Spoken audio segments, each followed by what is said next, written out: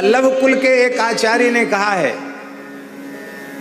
अभी हम उस पद को हम नहीं सुना पा रहे हैं, स्मृति में नहीं आ रहा है, उसमें ये बात कही गई उस पद में कि जब तक इस धरती पर श्रीमद् भागवत है और इस भागवत की छाया में जब तक जीव है तब तक उसके जीवन में कलयुग नहीं है।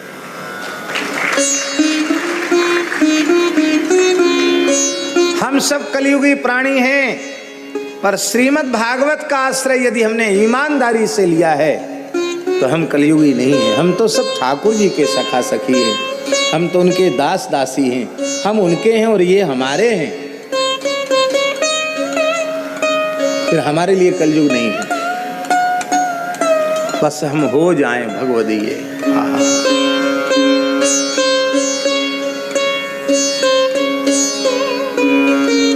परीक्षित जी का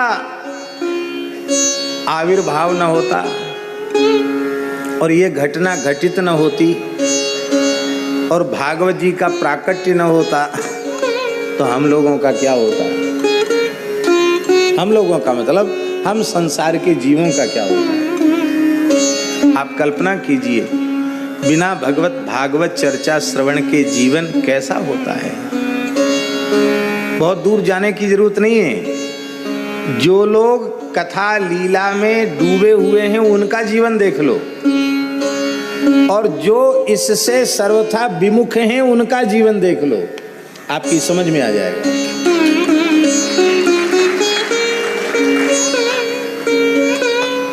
बहुत दूर नहीं जाना पड़ेगा, आपकी समझ में आ जाएगा।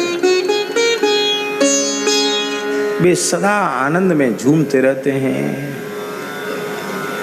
ये भागवत जी क्या है? ये क्या है भागवत जी? ये कहा गया कि नहीं,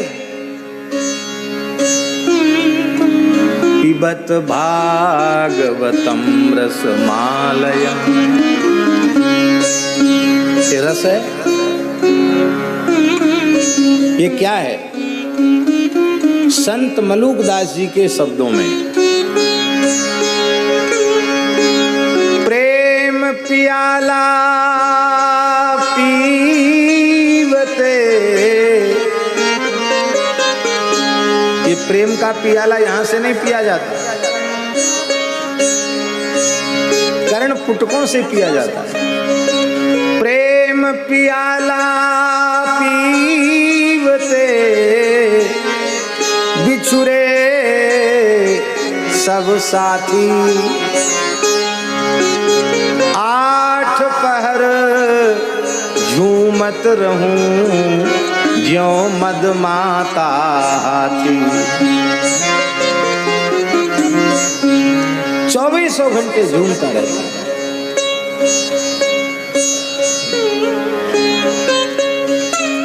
संत नानक जी कहते हैं, नाम खुमारी नानका चढ़ी रहे दिन रैन। कोई भी नशा ज्यादा समय तक नहीं रहता।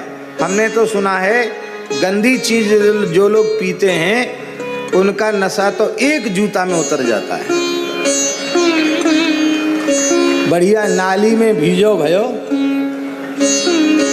नाली में भीजा हुआ जूता एक जड़ दो उनके यहाँ जबड़े पे, उतने में ही उनका सब नशा उतर जाता है। पर भैया ये प्रेम प्याला जिसने पी लिया भागवत का, उसका नशा फिर कभी उतरता नहीं। 8 प्रहर झूमत रहूं जो मदमाता थी।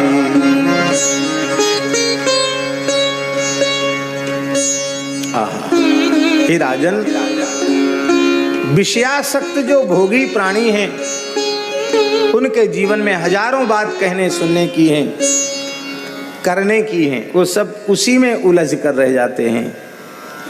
सोने में रात बीत जाती है अथवा भोग में दिन धन कमाने की इच्छा में व्यतीत हो जाता है। बचा कुचा समय कुटुंब के भरण पोषण में चला जाता है। स्त्री पुत्र इन सब जो संसार के मिले हुए पदार्थ हैं वे सब असत्सु अपि, वो जानता है कि सबके सब नाशवान हैं, लेकिन इसके बाद भी वह इनसे अपनी आसक्ति को मिटा नहीं पाता है। क्यों नहीं मिटा पाता? प्रमत्तः, मत माने होता पागल, और प्र उपसर्ग और लग गया प्रमत्त माने है चतुर बुद्धिमान, पर अभिनय कर रहा है पागलपने का, जानबूझकर पागल बना हुआ है, समझदार पागल। ये समझदार पागल है। निधनम पश्यन, इन सबके विनाश को देखकर भी और स्वयं के विनाश की बात को भूला रहता कि मैं भी मर जाऊंगा, ये बात उसको याद नहीं रहती। इसलिए हे राजन, तुम्हारा जो प्रश्न है कि मरने वाले को क्या करना चाहिए, उसका सीधा साधा सरल उत्तर यही है कि कल्याणकामी पुरुष को 3 ही साधन करने चाहिए। तस्मात् भारत सर्वात्मा भगवान ईश्वरो हरि, श्रोतव्यः कीर्तितव्यश्च स्मर्तव्यश्चेच्छता भयम्। चौथा साधन नहीं, भगवान के प्राण प्यारे भक्तों के चरित्रों को सुनना, भगवान और भगवान के भक्तों के नाम रूप गुण लीला का कीर्तन करना, चलते फिरते उठते बैठते सोते खाते पीते जगते हर समय भगवत भागवत स्मरण करना, ये 3 ही साधन है। ये 3 साधन का प्रयोजन क्या है इंद्रेश जी? कि सौभाग्य से कोई वक्ता मिल जाए तो श्रोतव्य है, भगवान की बात सुनाने वाले मिल जाए तो लाख काम छोड़ के सुनने लग जाओ। कोटिम चक्त्वा हरिम भजेत। स्वामी जी जैसे महापुरुष मिल जाए तो सुनने लग जाओ। और मान लो वक्ता उपलब्ध नहीं है तो कीर्तितव्य है।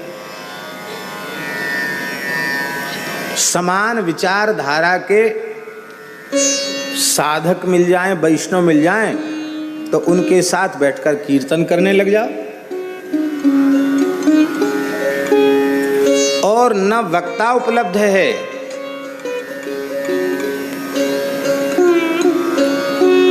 और न ही श्रोता उपलब्ध हैं, हम एकाकी हैं, तब क्या करें? बोले न वक्ता हो न श्रोता हो तो स्मरण करें। इस तरह से निरंतर साधन में लगे रहें। देखो, ज्ञान के पथ पर कोई चलकर जाए अथवा भक्ति पथ का पथिक होकर के अपनी यात्रा पूरी करे, अथवा धर्मनिष्ठा से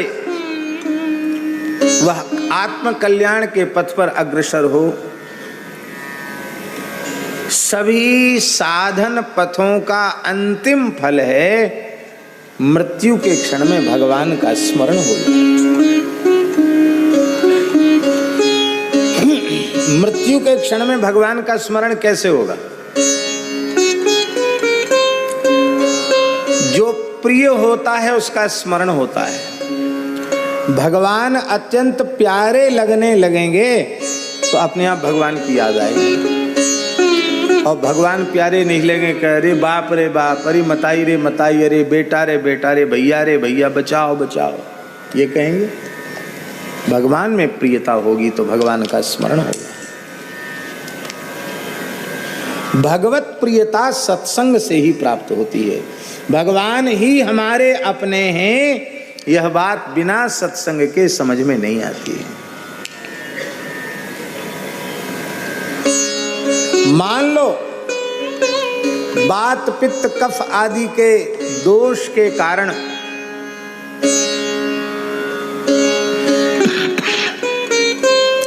मृत्यु के क्षण में हम मूर्छित हो गए, सन्निपात हो गया, होश हवास नहीं रहा, अब कुछ बोल ही नहीं सकते, न सुन सकते, न देख सकते, न बोल सकते। तब क्या होगा? तब क्या हमारी दुर्गति हो जाएगी? नहीं होगी। यदि जीवन भर भगवान नाम का आश्रय लिया है, भगवत चरित्र का आश्रय लिया है, तो मृत्यु के क्षण में तुम भले ही भगवान का स्मरण न कर पाओ, भगवान तुम्हारा स्मरण करके तुम्हें अपने धाम को ले जाएंगे।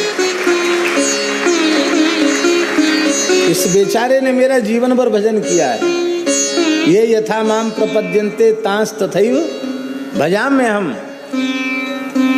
अपने मन से नहीं बोल रहे, पुराण में लिखा है नवलाम जी महाराज, स्मृत्वा नयामि मम साधनम, मृत्यु के समय में मेरा भक्त यदि शरीर विकार के कारण बोल न सके तो मैं उस भक्त का स्मरण करके अपने धाम को ले जाता हूँ। भजन करने वाला कभी घाटे में नहीं है, सदा मुनाफे में है। इसलिए आज से, अभी से, इसी क्षण से निश्चय कर लो कि अब जो कुछ भी श्वास भगवान ने जीवन में दिए हैं वे केवल स्मरण के लिए दी हैं। माई मेरे श्याम